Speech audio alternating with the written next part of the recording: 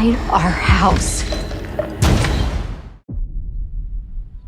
How's this communication been going? Poor guy still doesn't have any friends. The answer is 8. How come Oliver still gets to use his phone in class? He's autistic, dude.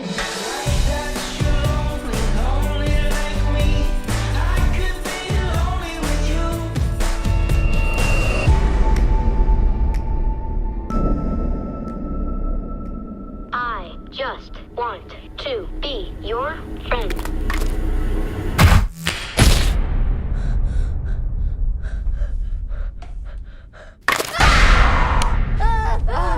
Something in-house. There's nobody but your mom and your dad. Do you know how your nightmares aren't real? Neither are ghosts or ghouls.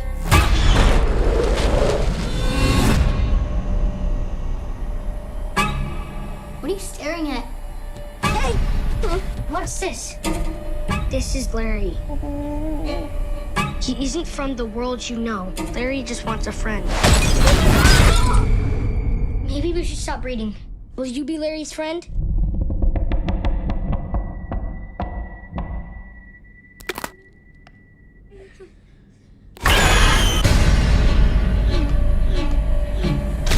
He just wants a friend.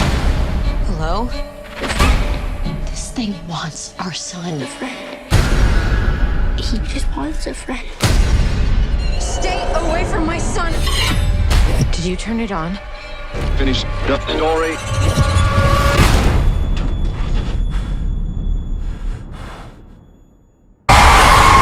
He just wants a friend. A friend. A friend. A friend.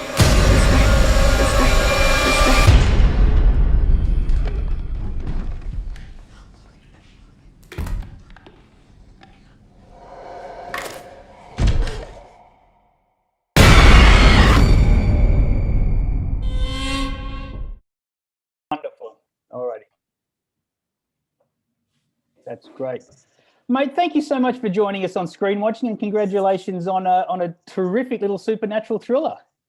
Oh, thank you so much. It's glad to be here. Thanks for watching it. You've been living in Larry's world for a long time now. First the 2017 short, which never come together quickly, then expanding it into a feature. After all this time together, what can you tell us about Larry? Larry, it might just be my best friend at this point. Making the short was sort of this labor of love with some friends on a, shooting over one long night. Getting to expand it into a feature really let me dive into the character and the world and expand on the mythology, create sort of characters around Larry who would sort of be the most interesting people to share the screen with him. And ultimately, I definitely, all joking aside, I owe a lot to Larry because, this character has given me the opportunity to make an awesome studio movie, which is my first studio film, and getting to make it with Amblin, which is the company that made me want to make movies in the first place, was a total dream come true.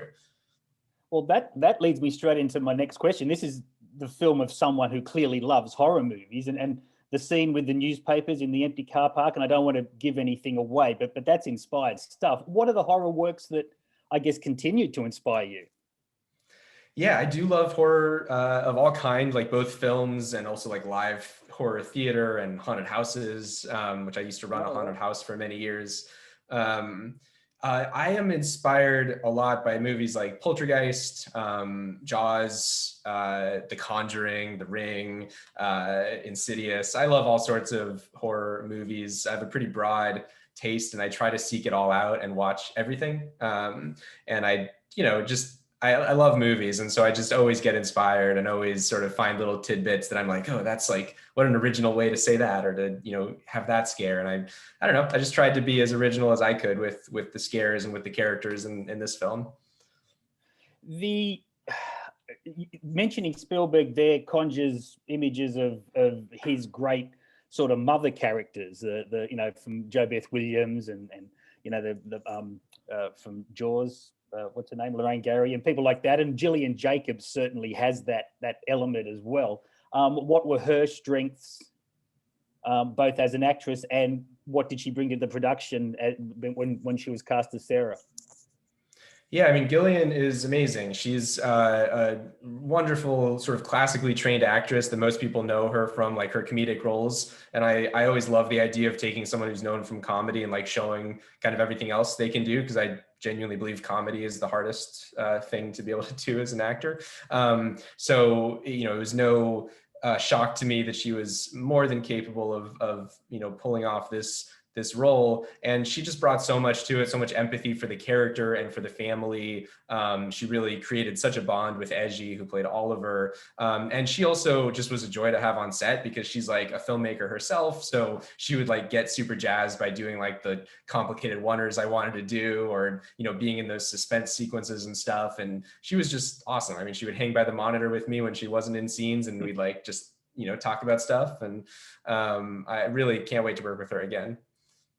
I got Gillian's name wrong, and I'm glad you said Azhy, because I would have got that name wrong as well. Azhy Robertson, he's terrific as Oliver. I've got to play the devil's advocate here a little bit. There's always some risk attached when conditions like autism are introduced, especially into genre films.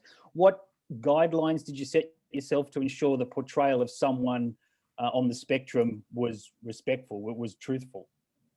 Yeah, absolutely. It was a definitely big you know, challenge to get it right. And it was really important for me to get it right. I didn't want to make the movie if we weren't authentic.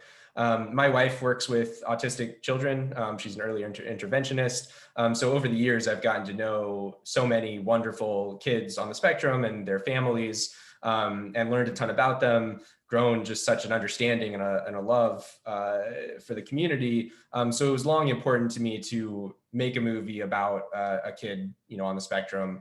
And, you know, for the character of Oliver, when I was writing him, you know, I used, you know, my wife was a jumping off point, but like I used, you know, dozens of different advisors. You know, I worked with kids on the spectrum and adults on the spectrum, speech therapists, families, parents, all sorts of people. There was this one young man, Sam Rubin, who was awesome dude, who he's got autism. When he was Oliver's age, he was actually nonverbal. So he became like a kind of surrogate for me of like, you know, I'd let him read the script and stuff and he'd give me notes, you know, and he's quite eloquent now in his 20s. And, you know, he would tell me what I was doing wrong or doing right. And I just kept sort of doing that process throughout, both writing, you know, directing the film and in post as well. Just surrounding myself with, you know, as much of the learned experience as I could have. And also hiring people like the company Exceptional Minds, who does VFX work on our movie. And they're a team of all people with autism. So, you know, really just trying to, again, surround the movie, surround myself with as much knowledge as I could. You've already mentioned a couple of films that make up this question. You use modern technology as a key element in Come Play. The phones and the tablets are all pathways to Larry's world. You mentioned Poltergeist, that used television. You mentioned The Ring, which used the VHS tape. Why is new tech in a horror setting so effective as a tool? Yeah, well, I think you actually used the right word there, which is pathway. You know, it is, you know, I don't think, you know, a movie about technology being evil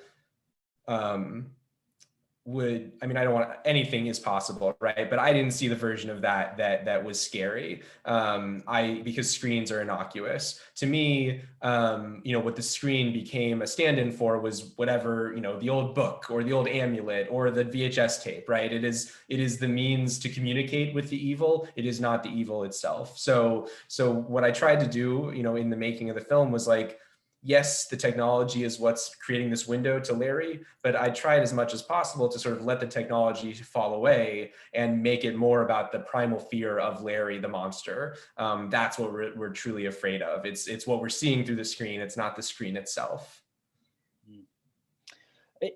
I'm fascinated by the physical design of Larry. What was the brief, just to make him nightmarish? Because he's certainly that. Or was there more specific origins for his appearance? What inspired his look?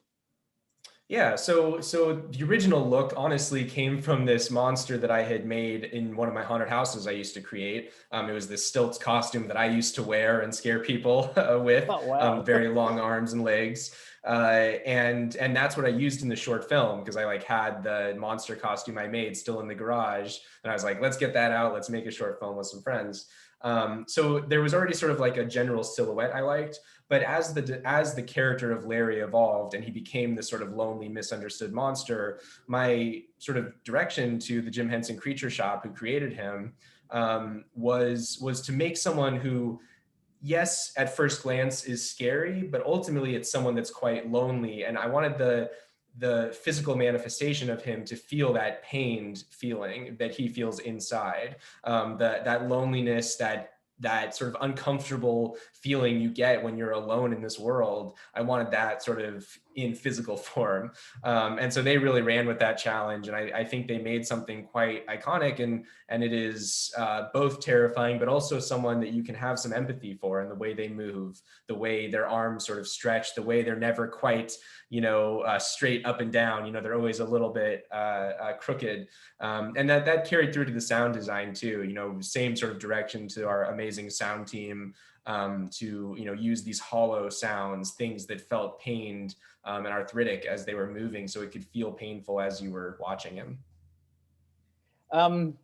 You look like you had fun scaring those kids in the scene where Larry turns up in the kitchen. What was it like directing that group of kids? That certainly harkens back to the Amblin of the 80s, and those scenes look like a lot of fun.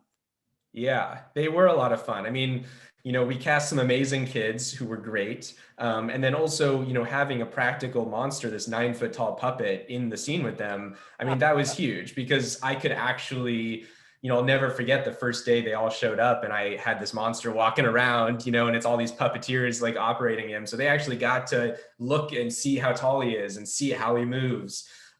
So for me, it was creating an environment that was conducive to them just genuinely being kind of terrified, without, torturing the kids, of course. It was all in good fun and they were all totally game for the challenge.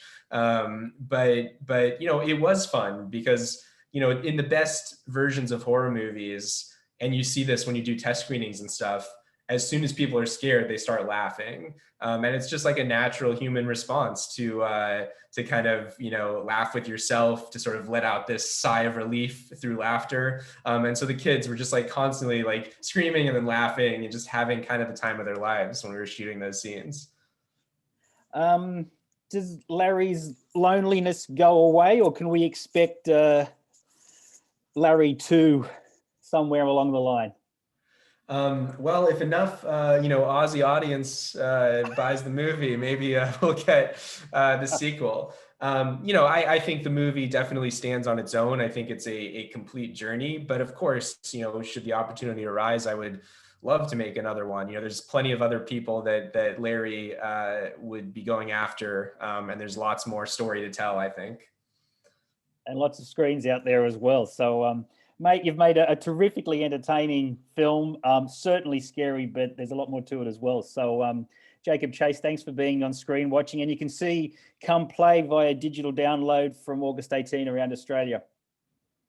Thank you so much for having me. It's been a pleasure. Thank you, mate. That was great.